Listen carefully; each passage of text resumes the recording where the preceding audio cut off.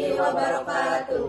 Kami dari kelompok 2 ingin mempresentasikan lembaga negara yang kami ketahui dan kami tidak ketahui. Yang pertama akan disampaikan oleh Asep Suparna. Yang pertama ada KY. Mengapa kami tidak mengetahui KY? Karena KY jarang dibahas dibandingkan lembaga lain seperti DPR ataupun Presiden. Apa itu sebenarnya KY? KY adalah lembaga yang mengawasi hakim agar bekerja dengan jujur dan adil. Nomor 2, mengapa kami tidak mengetahui dibentuknya oleh konstitusi? Kenapa nggak tahu? Karena sering disebut dalam konteks hukum, padahal kita jarang membaca langsung UUD 1945.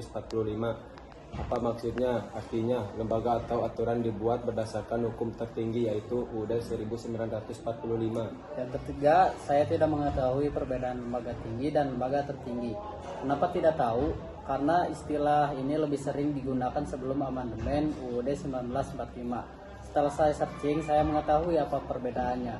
Dulu MPR disebut sebagai lembaga tertinggi karena punya kekuasaan yang paling tinggi. Sekarang semua lembaga negara setara seperti DPR, Presiden, dan MA, jadi istilah ini sudah tidak dipakai lagi. Sekarang kita bahas kenapa kita lebih paham istilah lain, misalnya legislatif. Kenapa tahu? Karena sering muncul di berita, terutama soal DPR dan undang-undang. Apa itu? Legislatif adalah lembaga yang tugasnya membuat undang-undang seperti DPR dan DPD. Kedua, eksekutif. Kenapa tahu? Karena sering dikaitkan dengan presiden dan pemerintah. Apa itu eksekutif? Eksekutif adalah lembaga yang menjalankan undang-undang, yaitu presiden, wakil presiden, dan menteri-menteri. Yang ketiga, yudikatif. Kenapa tahu? Karena sering disebut dalam kasus hukum, seperti mahkamah, Mahkamah Agung, dan Mahkamah Konstitusi. Apa itu?